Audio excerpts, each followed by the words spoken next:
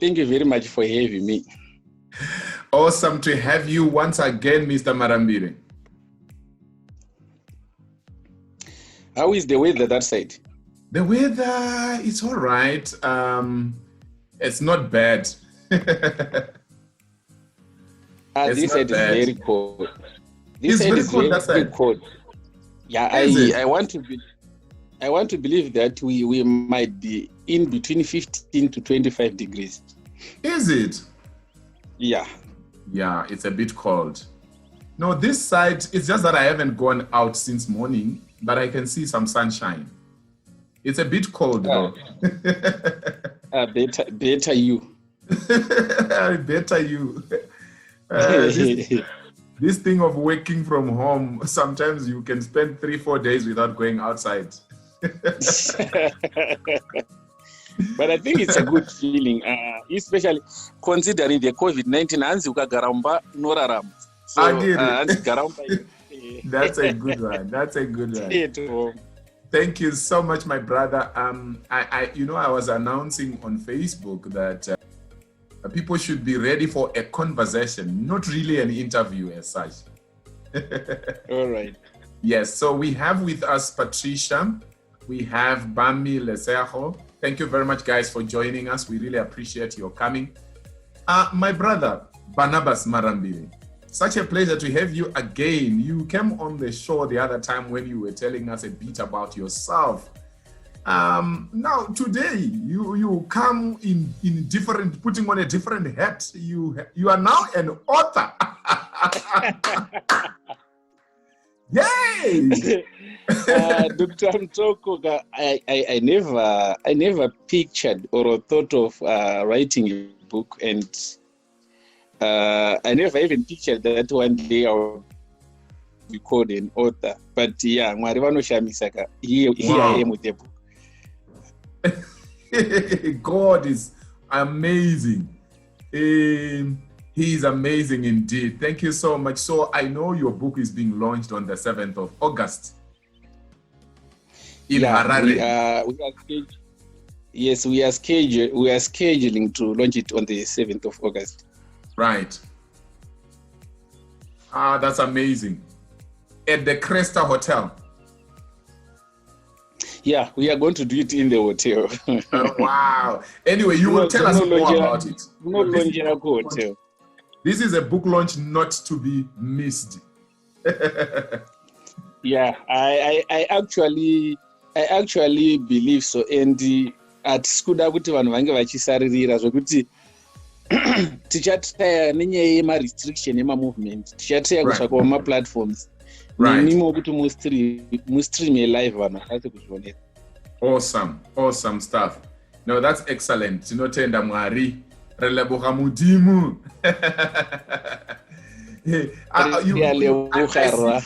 I see you putting a bit of Shona. I want you to be putting a bit of Setswana as well.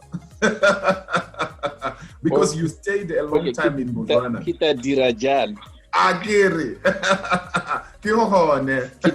Kita dirajal, right. Now, what gave you the guts to tell your story as it is? You know how sometimes people want to, tell the nice things about their past, but you are willing to tell people your whole story of how you were an orphan. Those who haven't watched the video on YouTube, they should go to my YouTube channel, Dr. Wilbert Aramutoko, and, watch there. We talked about your story, and today I know we'll touch a little bit about it, but today it's more about what gave you the guts, Mr. Marambire, to tell people about your so humble beginning. Not everybody wants to tell people everything. Doctor, what I can say to emphasize on your question. Not long ago, we went to an orphanage where we were donating blankets and millionaire. So I was talking to the chairman of the cottage, and he was saying, we have so many kids who pass through their facility, vakachengetwa pa cottage. Vamwe vabudira vamhiri kwemakungwa, vamwe vavakwi, but they will never want that history to be told.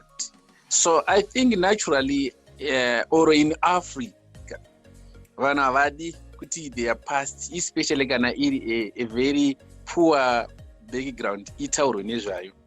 So people, they would just come and pretend this glittering, shining platform and surface yekuti no zvinhu zvakamira zvakanaka. And to me, I look at it as a weakness, because when I was looking at how I grew up, what I went through, right now I understand there could be another African child, or even not African child, but there could be someone in the same situation like I was, and they may feel the future is blank. They may feel like that's the end of their world. So when I decided to share my story, it was in a way to motivate and inspire anyone who could be in my situation. Could know it's just a temporary setback. It doesn't mean that your life is doomed. You have power, and you can still turn around your life the way how you want it to be.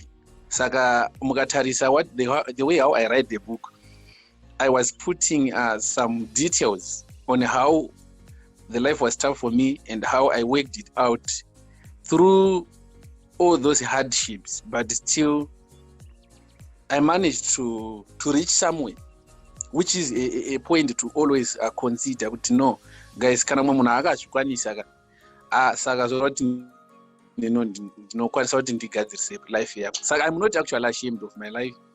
I know now people have given me a new name. Hanzi herdboy. Saka ndatopiwa rimwe zita makusiyana nawa nomwe hanzi mudzora mombe. Saka mazita achona ari kuramba achiwanda, of which to me I'm not ashamed of my background. It's actually who I am. Wow. That's amazing. That's a very interesting story. Tinotenda Mwari nekuda kwestory yakadaro. It's not everybody who is willing to come out and tell people, their story. Like you are saying now, some people are calling you herdboy. But you see, there are so many people who have gone probably through what you have gone through, and they decide to keep quiet. And we don't blame them, but I'm sure God placed it in your heart so that you can share your story and encourage other people across the nations of the earth, so that people can be encouraged when they hear your story. So who are the recipients of this message that you are carrying, both in the book and in your life? This message is directed to, I would say, 3 groups of people. The first group is those who are in their down moment of their life. Wherever it passes, they are regarded as nothing. I would say this book is for you. This message is for you. Then the third group are those who are struggling and trying to start something in business. Those who have got entrepreneurship mind. I would say, guys, this is your book. You cannot afford to miss it, because it has got some tips and some experience that I went through, which can help them in their processing of establishing their businesses. Saka, that's the other group. And then the third group, I think, is the rich class. This book should teach the rich class to never ever look down upon someone. This book should teach the rich class that there is power in giving. This book can teach the rich class that you should never ever forget where you come from. I think in Shona chinoti galira kava kumasvuri, anditi. Yes. Yes. So I think those are the people who I really felt the message should reach to them. Awesome stuff. Thank you so much. I like the fact that you are not just talking to people who haven't yet made it, but you are also talking to people who have actually made it in life, so that they can remember to help others. Because when we are helped, I always tell people that whatever we do, we are stewards. We don't own anything on earth. We have just been given permission by the creator of the world to say, this is what I'm going to allocate you, and I want you to help others. And as we do that, we are actually stewards, and we are going to get a reward from God himself. Yes, that's true. And you know, you can be a millionaire today and feel like you are so special. But on the day of departing, honestly, tinongobva moved rwakafanana. Saka, whether you made it or you don't, let us just treat each other with respect and with love. Right. Amazing, amazing. So what gave you courage, my brother, from the age of 13, when you didn't have parents, when you were rejected? What gave you courage? I know some people go into drugs, some people go into depression, some people go into hopelessness, some people go into begging, some people go into alcoholism. What gave you the courage to keep on moving, even as a young teenager like that, and you were left alone? Everything that happens in anyone's life is about choice. That's one thing I want to point out. It's about choice. What you choose to, how you choose to live your life, and also something goes beyond that. It's your beliefs and principles. I think in my case, as someone who grew up in a Christian family and had an opportunity to have the word of God preached to me, that word, the word of God, kept me going and kept giving me hope. So if God is there, then one day I will come out of this situation. Saka, with that faith, I think ndakakwanisa kuita face my challenges and with boldness, to meet them head on. And you meet them head on. I want to believe vanozoenda kunoita zvekunwa wane drugs vachitry to neutralize their challenges in life. It's a weakness. Vanenge vangokundikana kuti vaite chi, vane vangokundikana kuti vaite head on with their problems. Saka kana uri murume, even though if you are a lady still, you have to meet your problems head on. And then when you meet them head on, it can help you to find ways, proper ways to solve those such kind of problems. Okay, fantastic. So did you always know that you were going to be successful? Actually, that's a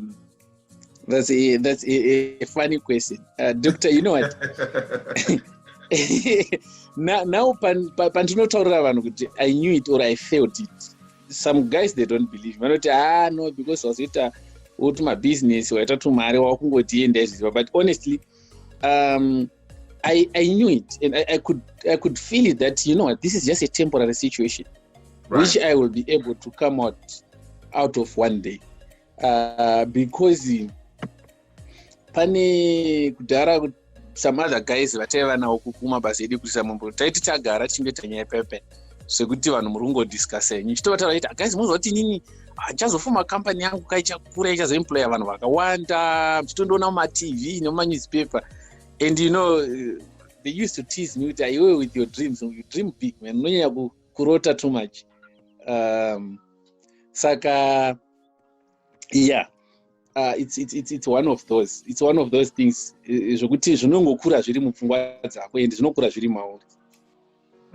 Saka, to answer to your question, I would say, yeah, I knew somewhere I knew, I felt it, that one day I will make it. Wow, within your heart. Yeah, from within, yes. Wow, that's amazing. So, how does it feel to have money in your pocket, probably for the first time? Doc, you know what, Dr. Mtoko, allow me to do this. I want to answer your question in a very broader way. I want us to talk first how it feels having nothing. Then maybe those answer the question how it feels to have something in your pocket. Because this is the topic which most people don't talk about. And I think they use their theory and imagination. havambowanewo time yokuenda to go right in the street and find a street kid in the road, kana kunotsvaka any beggar riri muroad, wombobvunza kuti let us hear out, or those orphans, the poor people in the rows, wombotreya kunzwa kuti how do they feel when they are rejected, how do they feel when they are treated as garbage, when they are treated as nothing, when they are being positioned muma areas which are so unacceptable. Tine maorphans anotukwa, anoshandisirwa mashoko akashata, anotsimbirwa, anoabhuzwa verbally, vanoti kana zvinzi nhasi kuruda kucherwa mvura kana kuri kuforomwa zvitina, ndo vanotumwa ivavavo. Kana kwava kunzi kutsvakwa munhu wekutumwa kutauni anotenga something, kwava kutsvakwa vaya vanoonekera. So you'd find out that every time, if you are poor and if you have nothing, you are being subjected to all negativity. Unotreatwa like a nobody. So it's a feeling that I felt when I was young growing up. Do you know kuti in a society kana kukanzi kwabiwa, you are the first suspect. Kana zvikanzi paonekwa nyoka pakuda kurawa nyoka, you are the first people vanodana, vanoshedza kuti ye munouraya nyoka. Zvikanzi mombe dzapinda munda mvura ichinaya, vanhu vakagara mumba, you are the only person anotumwa kunzi enda unotina mombe. Munhu wekuti whenever the situation is at its worst, they expose you. You know, that's not a feeling which is good. It's totally bad. But every day we do it. Every day we do it to people who are poor without even considering what munhu ari kufila sei, ari kunzwa sei. And I think it's that time now people should consider. I think the easiest way to consider that, put yourself in that person's shoes. Kuti kudai ndanga ndirini, ndaibvuma here, am I ndaizobvuma here kana kuti ndainakirwa here nokuitwa zvokuitwa munhu. Definitely you see it's no, but because of ignorance, zvinoitika mberi kwevanhu, people they choose to keep quiet. So it's another moment which I actually experienced for almost more than 10 years. Yeah, that's very deep, my brother. You know what I'm going to kindly ask you? That we can just stick to English and leave out Shona. Okay. Because just to honor people like Bami Lesejo who are with us here, so that he doesn't, when somebody leaves everything and they come to attend, it means they have taken what we are doing very seriously. And another thing that I need to notify you is that now we are live on YouTube as we had initially promised the people. I tried to beam to Facebook, but I was facing some challenges there. So now we are beaming live on YouTube, and most of our followers on YouTube, they may not hear the Shona. So if you don't mind, we can just go straight and we just be talking in English only. No, it's okay. Thank you so much. I really appreciate that. So, and then for Patricia and Bami, please, if you have any questions, feel free to send us some chats. Mr. Banabasi Marambire will be able to address those. If you have any comments, feel free to send them through as well. Thank you so much. We really appreciate your presence. You left everything to be with us, and we value that. So, my brother, you have talked about orphans. You have talked about the poor being subjected to unfairness. You are sent to do all kinds of odd jobs, but when there are some more important tasks, they are given to those who look like they are okay. And what people forget is that I might be poor today. I might be disadvantaged today. I might be an orphan today, but this is not the end of my life. Just like your story illustrates. Your story can make a great movie. In fact, we should have a movie of your life. There are actually people who are proposing that since you managed to write a book, I think it's high time we get a movie. And I want to be part of the movie. Definitely, you can be done. So, as much as it is bad, there are some points to take home out of that. When you are being sent to do the odd jobs, it's more like a training. You are being trained to do everything. When you grow up and then life tends to be sour, you'll be able to deal with certain situations. Then a spoiled child who will grow given everything at a so simple, I think it's also going to be a disadvantage. Then let's go back to the interesting part. You asked that how does it feel to have money in your pocket? Ooh, that's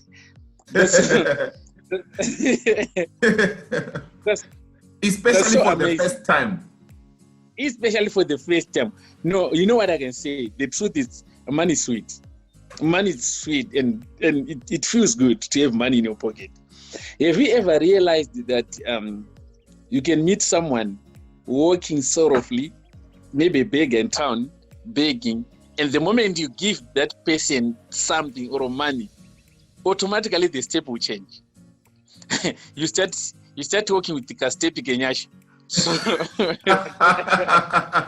The step changes. You now start having a step of grace. A step of grace. So the first time I started earning some money, of course, the concept of saving was in me. So whenever I would spend cautiously. But I remember the first time when I received my salary, as small as it was, I went straight to the shops and I bought myself a can of drink. And what? A can of drink? Yes. Do you remember the drink? And Do you remember the drink? I bought Iron Brew for the first time. This was Iron Brew. And then I got flavor. Very unique. You know. So it was those times. Iron Brew was your first drink. From my salary, yes. Wow. So I think those in Botswana, they know very well good. Magwinya is quite a very cheap, let me say, very low cost bread. So I bought myself a can of Iron Brew and Magwinya. And my friend, I was drinking as I was walking back home. It was like walking in a palace, man. Do you know the first thing? Do you know the first thing I bought when I started working? Tell me. Okay, so what happened is when I was doing A-level, my dad introduced me to buying Coke with a jumbo. You know a jumbo? Like it's a sort of like a big bun and it's cut in the middle and then they put some white cream inside. So I remember when my dad bought that for me and I ate it, you know, you eat it and you feel kutema kwe musoro. Like I had a bit of a nice headache that came because of the sweetness of the jumbo. So I said, when I start working, I'm gonna buy myself Coke or Cascade and I'll buy a jumbo and I'll look for a place to sit and I'll teach the jumbo a lesson.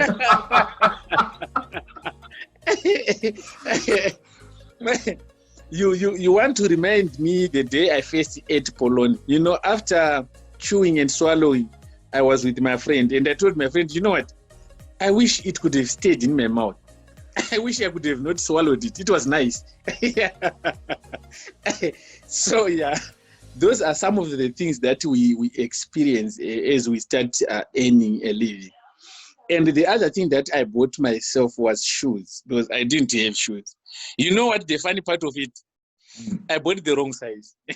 Yeah. So for you, shoes were just shoes. Shoes were just shoes. So I didn't enjoy them much because each time I put them on it was hot in there and so they were just tennis. So they got it was something else. So wow. but now as I kept getting some money, of course the character had changed somehow because starting having money and you can decide what you want to do, where you want to go, and it's a good feeling. That's why I said money is so sweet. So I think that was my journey, and I started earning that little and saving and go on and go on and go on. Wow. Yeah, of course, those who want to know the whole story, they can go to my YouTube channel and check the video, the full interview that I did with you where you explained all those things. But I wanted to ask you something. How does, what are some of the mistakes that people make when they have now some money? And what should be done? There are so many mistakes. You know what? It's difficult to give an advice to someone who's got money in his pocket. The person with money doesn't listen. And the fact of someone being poor and now starting earning something, it's a bit tricky because you want to try new things, a lot of things.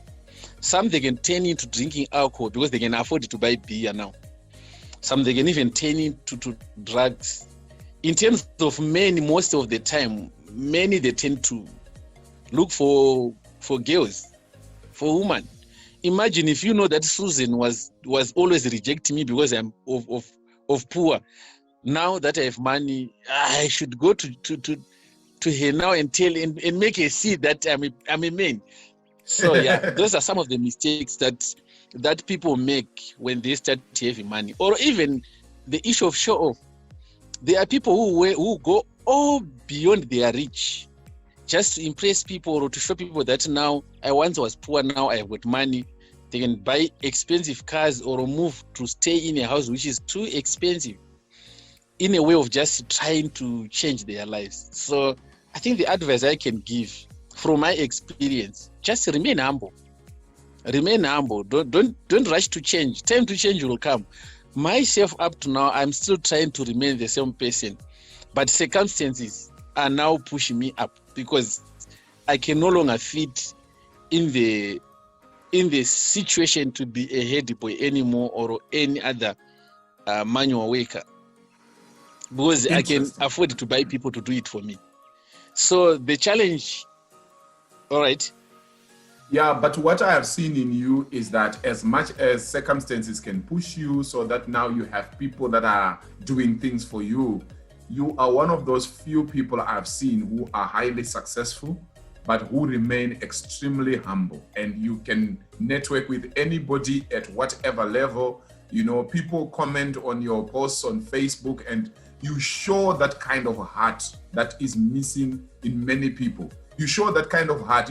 You are not the kind of person who says, do you know who I am? I'm a big guy. I'm now rich. I'm untouchable. I don't have time. I've seen that some people, you know, they intentionally delay responding to messages because they have to, you know, show that I'm now big. They will even blue tick most of your messages just to show you that, you know what I mean? We are not at the same level, guy. You know, there's this saying which there's a saying which says if you are a president of a country, then you want to go around telling everyone that you are the president, know that there's something wrong with you. If you are the owner of the company and you still need to go around telling people that I'm the owner of this company, then there should be something wrong with you. So it's not about how you treat people which can give you status, but it's about what you do for people. It's what can give you status. Beautiful. Thank you so much. So in other words, you were saying when the money has now come, avoid show off, avoid looking for a new wife or a new husband. Avoid now. You know, sometimes people will say, now I have the cash. So, hey, my wife is looking, you know, she's not of my caliber. I need to upgrade. No, you don't upgrade a wife. You don't upgrade a husband. The one you have, the one who suffered with you, maintain your love. That's the true one. The one who was with you in the dungeon. The one who was with you in the valleys. When you are up the mountain, let her or him enjoy together with you. Let those children that suffered with you during the time of the dungeon now enjoy with you on the hill. Because the moment you say, I'm ditching my wife or I'm taking a second woman, a second man, it means you are also going to leave your children. The children, probably they were there when you were suffering for some people. And then now you look for children elsewhere. It's not fair and it doesn't last, because when you are rich, when you are successful in any way, Mr. Marambire, you can agree with me that Now, more women are attracted to you. Yeah. And then it's very difficult for you to know, even if you were not married right now, it was going to be very difficult for you to marry because you don't even know who truly loves you and who wants your car, who wants your house, who wants your companies. You don't even know. But your wife loved you, a long time back, and you have a history to tell. So when you are enjoying, you are now going to Dubai, you are going to France, you are going where? Let your wife and your children enjoy with you. It's their benefits. Exactly. No, exactly. You have said it very correctly. Yeah. Interesting stuff. So how do you feel having bad comments from people? I always wonder when I think of your story, honestly, I always wonder, how did Mr. Marambire manage to deal with the negativity that surrounded him as an orphan? We have quite a lot of orphans up to now who are depressed, who can't forgive because they say I'm an orphan, so I was treated badly. Some are not orphans, but they were ill-treated. You had a big challenge in Botswana where you lost your business. You went back to Zimbabwe. You started from zero. But right now, I know that some of the people who were ill-treating you in Botswana are now your friends, even on Facebook and all that. How did you manage? And you are always a smiling guy, Mr. Marambire. Tell us your secret. No, having a background and the principles of a Christian, and then understand that God commands us to forgive. And the issue of accepting negativity, people are people and they will remain people. You can never ever be able to satisfy everyone. So yes, on daily basis, we meet negativity, we meet negative people talking about me, talking about even my work or everything. But one thing that I've learned in life is stand on the truth. Stand on the truth. You do what you know in your conscience that you're doing the right thing. And the negativity that comes, it's not something that should worry you. At least it should build you. Do you know that in every negativity that comes your way, there are lessons to learn. Don't always brush it aside. Say, hey, no, these are haters. The haters one day can tell you the truth that can change your life. And I've got people who really made me suffer, who even attacked me verbally, who even caused pain to me. Yes, it's normal as a human being. You get frustrated, you get angry and everything. But you can't stay angry forever. At some point of time, you need to move on. Yes, allow yourself to grieve the pain of mistreatment and all that. But at the end of the day, life moves on, and life yagara is not fair. The life is not fair. And once you forgive those people earnestly from your heart, to say, you know what, yeah, it happened. So what? I'm here, they are there. You carry on with life. Do you know that at some point of time you might go back to the same people, need their help, or they can come to you, need your help. I've got people who didn't acknowledge me, who even didn't care about me when I was growing. But right now, as I'm growing, for your information, those people, they come to me for help. And I help them earnestly. Those people, they come to me for assistance. I assist them earnestly. I know, even though I know these people may come not because they love me or they've now all of a sudden changed, they respect me, but they are coming because of my status. I don't care, because look, people belong to God, and no one could ever be able to control people, what they think, what they feel, and what they want. So I think the best thing you can do as a person in life, live your life to the fullest. Be yourself. Never ever allow circumstances to change you. Never allow people's comments to change you. Dr. Mtogo, if you are a good person or a Christian or a good husband or a good father, regardless of whatever that can be said against you, honestly,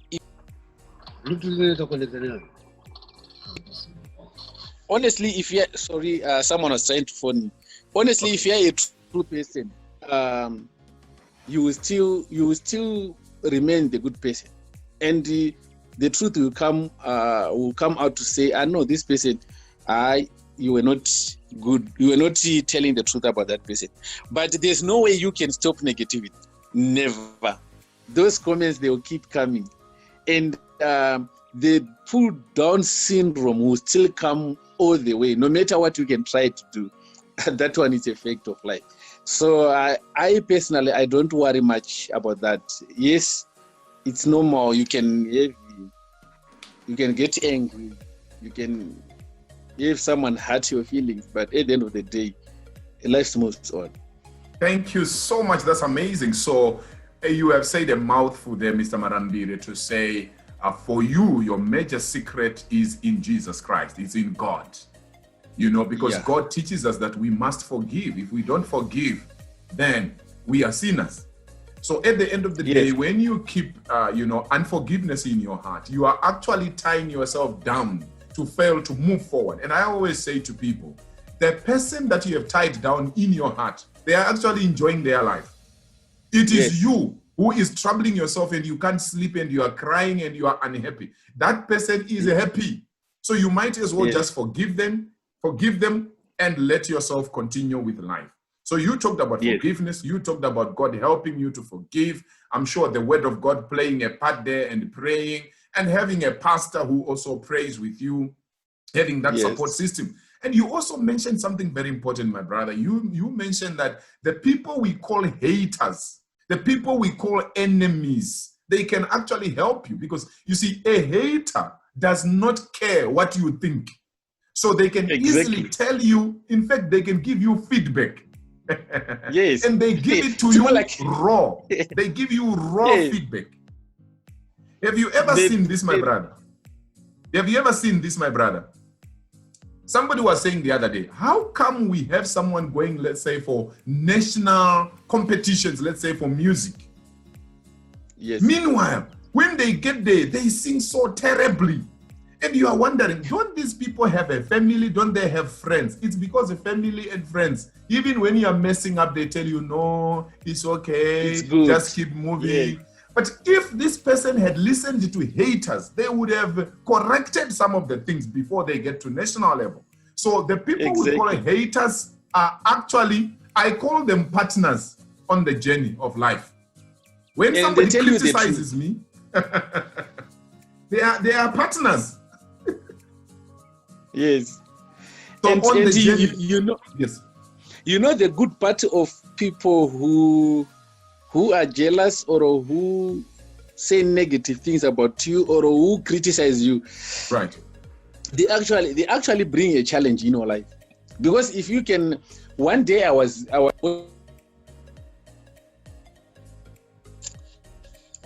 watching an interview by a former president who said, when you are on the throne of presidents, everyone agrees with you.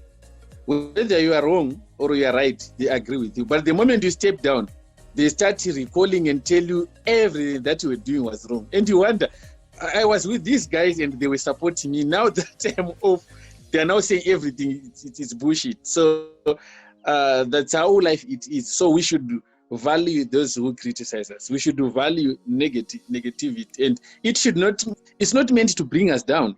We cannot afford to break. One thing, I was talking with my HR, and due to economy, to this poor economy, there was some crisis. I said, no, you know what? You cannot afford to break. You can't. You just can't. This is the time you need to show your strength. You need to be strong, and you need to keep.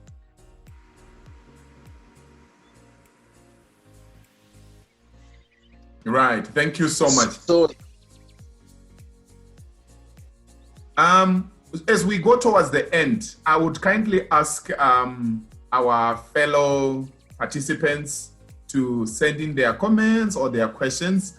I wanted to ask you, my brother, the world is going through one of the toughest challenge ever, having an economic meltdown that is touching the whole globe.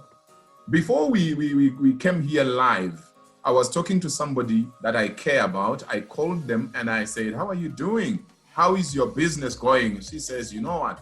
I stopped business. I'm looking for a job right now. she is into massaging, and she's very passionate. She's a massage therapist, very passionate about it. But she was working somewhere, and she was doing also like part-time business. So now the company she was working for, it closed. And then I said, how about you continuing to do, door-to-door massaging? She said, but it's risky to me. So she has stopped, and she's actually looking for a job. Now, my question to you, Mr. Marambire, this is most likely one of the last questions, is to say, suppose it was you. You are stuck in this economic meltdown. You are still a boy. You are not the Marambire that we know. Where would you start? We want to be able to advise people at home who don't know what to do. It's not everybody who knows what to do right now. What can you advise them? The first advice I would like to give people now is go and get a copy of my book. Considering the crisis that we have now, it's not even a quarter of what I experienced. And there are strategies how I managed to come out of that, navigate my way up. I would use the same concept now if I was in the same position, to say, okay, we have a crisis, and this crisis is a global crisis. But life has to move on. People have to eat. We need to continue buying electricity. We need to continue surviving. Then how can one survive out of such kind of a situation? What? One thing I like about the way how we were created by God is we were given a talent. A scientist once said, you cannot exhaust the level of your brain, how many things you can think and all that. So this is just a moment of being creative. We've got so many things at our disposal, things like internet, things like online business and all that. Yes, outside this corona, this COVID-19, you can't go and risk your life. But what can you do from the comfort of your own zone? Do you know that right now people are buying groceries online? People are teaching children online. Something which I didn't share with you. We have already created the online platform for my school, and it's open for every student. Very soon we are going to launch it. So this is a time where you can do anything that is possible to do online, buying and selling and all that. In short, let me just say people should learn to be creativity. When we are in the middle of a crisis, it's a time for you to pivot. It's time for you to think for new ideas, because we should not remain conformed to do things in a manner that we are used to, or that we have been doing things. We should be ready to diversify. We should be ready for new things. So, and it's not everyone who is an entrepreneur. There are certain people who have nothing to do with entrepreneur. They cannot be entrepreneurs. You can work for someone. You can partner. In short, you know what, Doctor? Mm-hmm. As a patient, there's no way you can die seated doing nothing. There's a lot that people can do outside there. Beautiful. Thank you so much. When we notice that we are affected by this disease, we being a construction company, we quickly diverted and we started food processing. It's another example that I want to share with the viewers. We are now milling maize meal and processing food like we haven't yet started, but we want to venture into producing cooking oil, producing chunks, and quite a lot of things. So I would advise people not to sit and fold the hands. There's a lot that we can do. From our surroundings, from our communities, each and every person knows his community, knows what is lacking, what people would need. And that problem should be turned into a business idea. Thank you so much.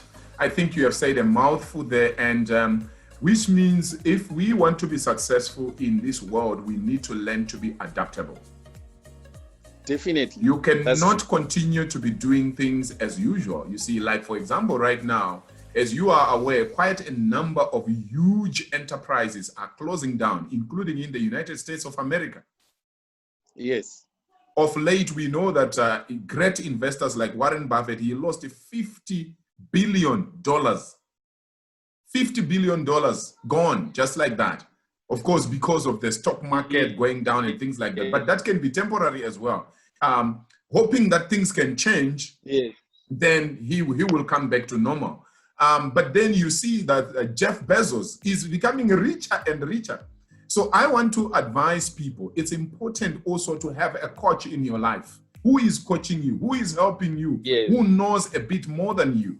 I have seen people coming to you, Mr. Marambire, over the years, especially even in this COVID-19. People send me WhatsApp messages, people inbox me, people call, and they say, what can I do? I'm in this space. What do you think I can do to get forward? Is this something I can keep moving, or I should change and look at something different? Look at how you were adaptable, Mr. Marambire.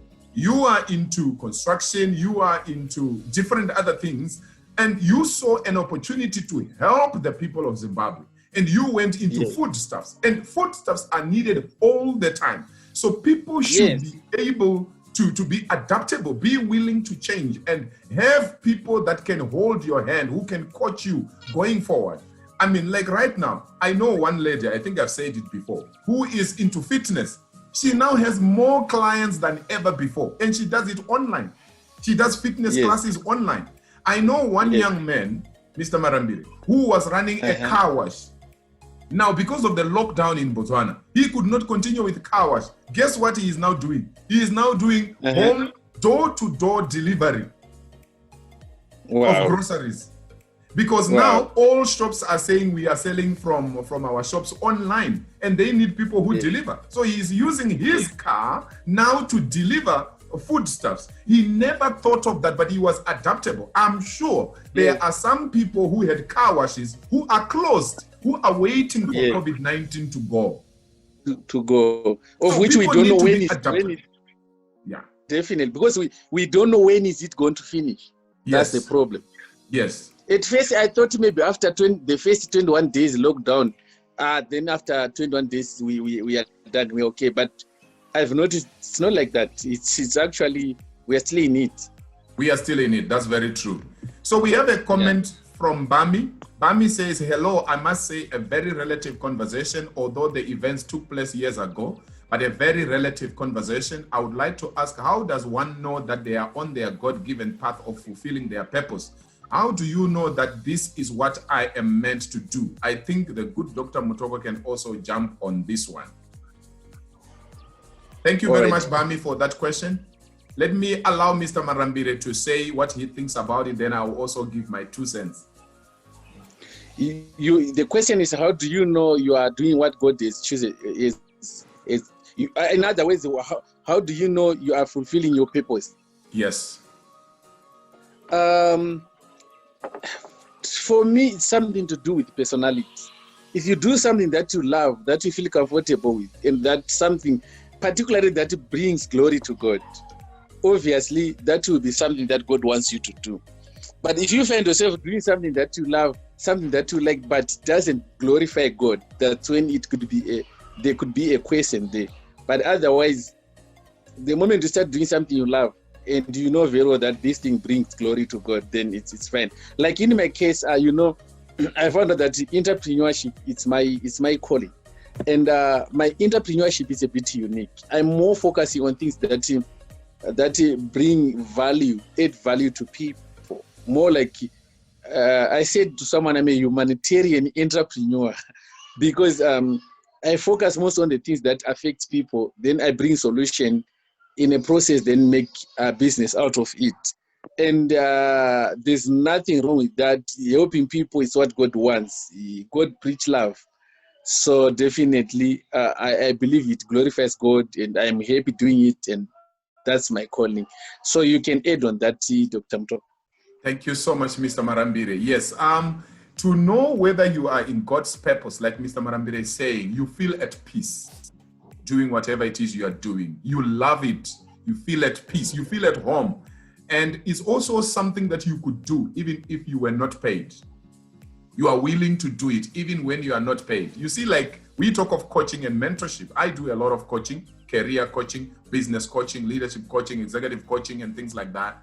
We also do marriage coaching with my wife. Some people, we coach them for free. Those who can afford to pay, they are the ones who fund the business. Yeah. Yes. Of course, those who pay, they are assured of having us all the time that we schedule. When it's free, that's where there is a bit of a problem, because free things are always difficult. Because, for example, Mr. Marambire says, Dr. Mutoko, you want to do A, B, C, D together, right? Or maybe a paying client calls, because for me to be able to continue doing lives and being able to dress well and eat so that I have energy to do interviews and stuff like that, I need money, right? And when I fall sick, I need to be able to go to the hospital and get attention. When my eyes that I used to read a lot begin to have challenges, I need money, right? So obviously, if a paying client says, can I see you on Monday, such a time? And that time I had actually agreed with somebody who is not paying. Guess what happens there? I will just give an excuse that other person and make sure that I help the paying client. That's the importance of somebody paying. But what I'm saying is, there are times when we actually coach people or counsel people who are not paying. It's not about money. It's about the fulfillment. It's about me feeling happy that I'm doing this. And I believe it's like a calling. Like for me to empower people, it's like a calling. By now, I would have stopped mentoring people. I would have stopped doing interviews. It's painful to sit and do interviews and organize and mentor people hours and hours and hours. But what I wanted to also emphasize is that sometimes you find that you don't really start by doing what God brought you on earth to do.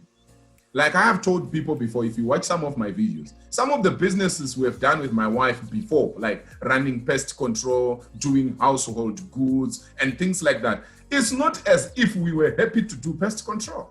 I know some people actually laugh when they hear me saying we were doing pest control. My wife was spraying, I was spraying cockroaches. I am proud of it because from there I managed to buy some properties. I bought some cars. I used that money for pest control to pay for my MBA. What are you talking about? If it can help me. But that was not God's purpose for me to be killing cockroaches and killing rats. You get my point?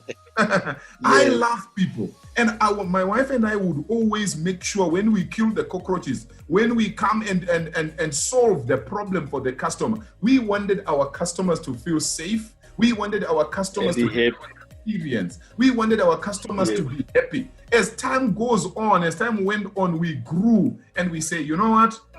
Pest control, we should leave it for others now. Household goods, we should leave it for others now. Buying and selling cars, we leave it for others now. We move on to another level. So at the end of the day, I think you actually find your purpose as you try something out. You see, for example, let's say the guy who was doing car wash, maybe he believed this is God's purpose for my life. He was happy, he was peaceful. But when the car wash was closed because of lockdown, what did he do? He saw an opportunity. He started home delivery. You are now doing home delivery, whether God's purpose or not God's purpose. As long as you are not killing people and you are not doing something illegal, go ahead and put food on the table. And as time goes on, who knows, maybe in future, he will be telling a story of how he was doing car wash, and then he was a home deliverer, and then maybe he ends up being a pastor or whatever it is. So that's what I would say. No, that's true. Thank you so much. And Bami says, kudos to humanitarian entrepreneur. That's talking about our guest today, Mr. Marambire, our humanitarian entrepreneur. Bami is saying kudos to you for everything that you have shared with us. Now, as we end this, tell us about the book launch. We don't want to be missing on this book launch, Mr. Marambire. and I know you are launching it. You are launching it in Harare. Those of us in Botswana who want the book, what is going to happen to us? What about those in Namibia? I know some of the people watching here in the UK, the US, different countries, Kenya. How do they get the book? Tell us and we conclude. There's a soft copy that we are sending to people. And you know what, Dr. Mutoko? On the launch, if we are going to happen to sell a number of books and raise some funds, I want to donate that money to any lucky underprivileged student who might need tuition fees, right? Because I'm not writing books as a business. I'm not expecting any money from the book, but all the money that will come I will divert it there. So we're doing our launch in Harare, and there are so many people who are looking forward to come on the launching day. Unfortunately, due to COVID-19, the number should be very minimum. So we have got, in life, God will bless you with people, and you never know when you need them. I've got my friends who are into music. In fact, I actually had more than 5 volunteers who would say, no, we want to come and perform and entertain your guests on the launching day. But we had to stick to 5, considering the time that we are going to have. We are going to have Trevor Dongo performing there. We are going to have Boy Austin. We are going to have Jason. We are going to have King Shadi, Makorokosa Pamsao. We are going to have Nandi. And we have Nigel, like pastor, as the MC. So I want to believe people are really waiting for the day on the 7th of August. Good age. We are going to enjoy it. Definitely, there will be more to discuss concerning the issue of the book and the plans that we have in life and all that. So, in this, there will be a lot of food. Wow. Are there any chances of you beaming this live online? Yeah, we are going to have several platforms which are going to broadcast it online. Beautiful. So There you have it, guys. You are not in Zimbabwe, but you want to attend the launch, because I think I'm just assuming I'm seeing some emotions going on that day. Definitely. Wow. What are your last words, my brother? My last words, I would want to talk to 3 groups of people. At first, I want to start to those who are still struggling in life. I want to say, your situation is just temporary. I don't know when, but at some point of time, it shall come to pass. And those who are in the trying to establish or to launch companies or looking for employment and all that, I just want to say to you that never give up. I think it is very important to stay positive. Just be positive, and in everything that you do, don't surround yourself with the negativity, because it kills your dreams, it kills your plans. And then for the rich class, I would want to say, God has blessed you, not for yourself. There are people who got more money to spend than they got more money than what they can spend. It's a room God gave you to also assist those who are growing. I have got this proverb I always share with people. When God starts blessing you, don't start building a tall boundary wall, or don't increase the height of your boundary. Instead, I think expand your table so that you can dine with many, so that you can feed more people in your life to eat with you. Because I believe that's the purpose of being wealthy. Because you can't be wealthy and then you want to isolate yourself from others. I think those are my and then my last word is hardworking pays. Hardworking, honest, and persistence, it pays. At the end of the day, you make it. Stay focused. Wow. Thank you so much, Mr. Marambire. We are so honored to have you. We really appreciate you. So those who are in Zimbabwe, if by any chance you manage to attend live, because of the numbers, the numbers are limited, so not everybody will be able to attend. But stay tuned so that you can be able to watch online, and make sure you order your copy of the book, The Herdboy. Woo! I have read the book, guys. Woo! You don't want to miss that. Thank you, Doctor. Thank you so much, everybody, for coming through. Thank you, Patricia. Thank you, Bami. Thank you. There's another one called iPhone there. Thank you very much. And Mr. Marambire, have yourself a beautiful day. Thank you, Doctor. Bye-bye for now. Bye.